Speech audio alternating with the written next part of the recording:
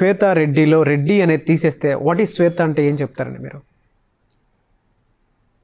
What is శ్వేతలో Reddy ఎందుకు తీసేయాలనుకుంటున్నారు అని చెప్తున్నాను. ఇప్పుడు సామాజిక వర్గానికి సంబంధించింది కాబట్టి కొంతైనా సరే మీకు అది ప్లస్ అవుతుంది. ప్లస్ అవ్వద్దు అని మాత్రం చెప్పొద్దు, ప్లస్ అవుతుంది. నేను చెప్పండి. When I working for NTV, నేను ఇంకా కొంచెం నా కెరియర్ గ్రాఫ్ పైకి వెళ్తుంది అన్న టైంలో ఒక పర్సన్ నాకు సజెస్ట్ చేశారు, శ్వేత గారు మీరు జస్ట్ శ్వేత అని పెట్టుకోవచ్చు కదా, రెడ్డి తీసేయచ్చు కదా అని అన్నారు. ఎందుకండి అన్న, మీకు only Reddy community, Reddy section only మిమ్మల్ని లైక్ చేస్తారు, మిగతా వాళ్ళు మిమ్మల్ని లైక్ చేయరు, దానివల్ల మీరు ఒక ఫ్యూ కమ్యూనిటీ పీపుల్ని మీరు లాస్ అవుతారు. లేదన్న, ప్రాణం పోయినా నేను తీయను, because it is there in my blood and the community was there since for so many years. అది మా గ్రాండ్ పేరెంట్స్ అక్కడి నుంచి వచ్చింది, part of our family history అనుకుంటాం కదా, అట్లా పెట్టుకుంది. నాకు ఫ్యాన్స్ లేకపోయినా, నన్ను చూడకపోయినా, ఒకవేళ మీరు కనుక రెడ్డి అని పెట్టుకుంటే ఉద్యోగం ఇక్కడ ఇవ్వకపోతే నేను ఐమ్ రెడీ టు గో అని చెప్పాను.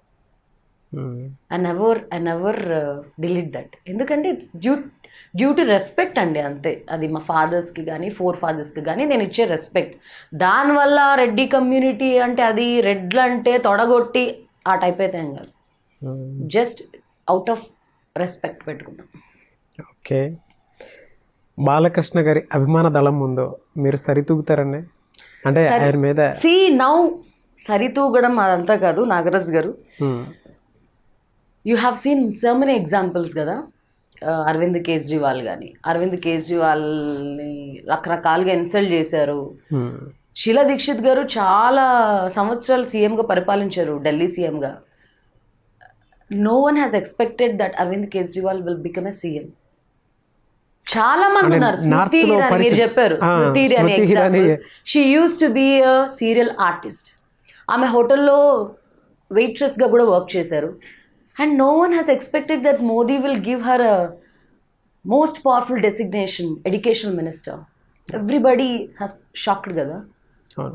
అట్లా సరితూగడాలు, ఈ ముందు నిల్చోగలరా. Now social media so powerful అండి. అండ్ మీకు తెలుసు జర్నలిస్ట్ అంటే అది ఎంత, ప్రెస్ అనేది ఎంత పవర్ఫుల్ మీడియానో మీకు తెలుసు. నేను అక్కడ ఎవరున్నారు, వాళ్ళ బ్యాక్గ్రౌండ్ ఏంటి, ఇదంతా నేను ఆలోచించట్లేదు. The only thing is if our determination is so strong, if our willing is so strong, అది నేను కాదు మీరైనా గెలుస్తారు. అంటే మీ కాన్ఫిడెన్స్ లెవెల్స్ ప్రకారం అడుగుతున్నాను, మీ సామాజిక వర్గానికి సంబంధించి ఓట్లైనా పడతాయి అనుకుంటున్నారా మీరు? అరే మీరు మళ్ళీ అది నేను దానికి సంబంధించింది కాదు, ఇక్కడ మామూలుగా అడుగుతున్నాను మిమ్మల్ని. Christian oats will come for me.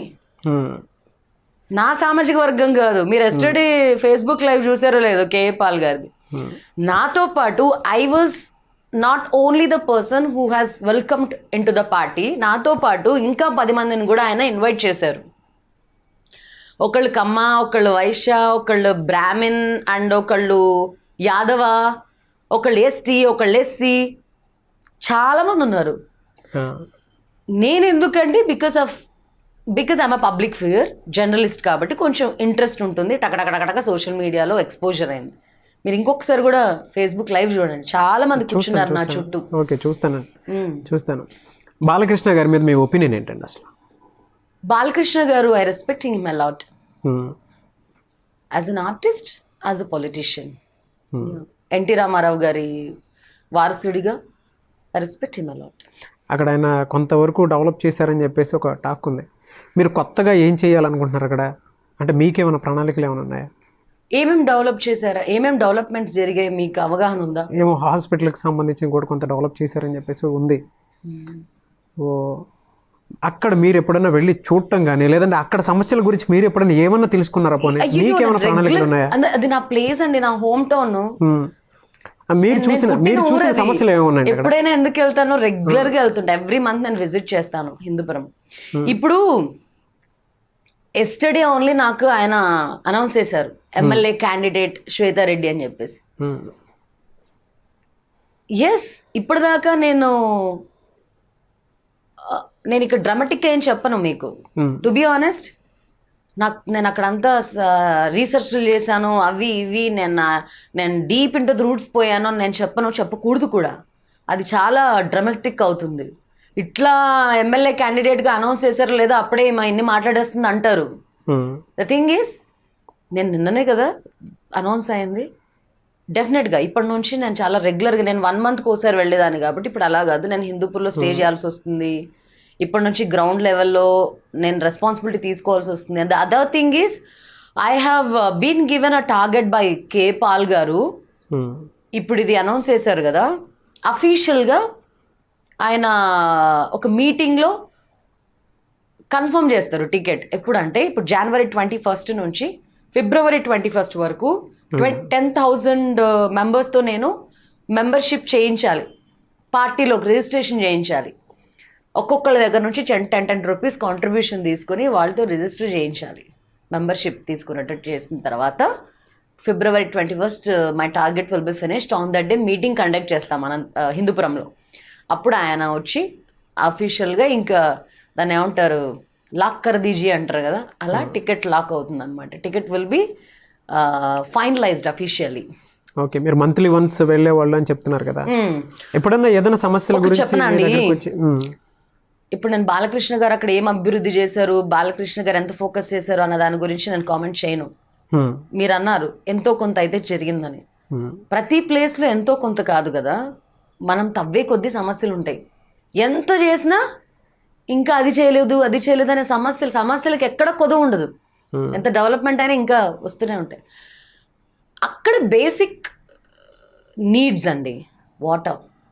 ఈరోజు కూడా వాటర్ కావాలంటే బిందె వాటర్ 5 రూపీస్ పెట్టి కొనాలి. అది కూడా pure salt water. Pure salt, I'm not telling you pure water, pure salt water. రోడ్లు భయంకరంగా ఉంటాయి. మీరు ఆ రోడ్డు మీద నుంచి వెళ్తే మీ బాడీ అంతా పొల్యూటెడ్ అయిపోతుంది ఒక 10 minutesలో. మీరు 10 సార్లు స్నానం చేయాల్సి ఉంటుందేమో. రోడ్లు చాలా భయంకరంగా ఉంటాయి, polluted area. Water is a basic source, మీకు తెలుసు కదా. వాటర్ మనకు తాగడానికి లేకపోతేనే అంత విలువలాడిపోతాం. అట్లాంటిది ఉప్పు నీళ్ళు డబ్బులు పెట్టి కొంటున్నారు.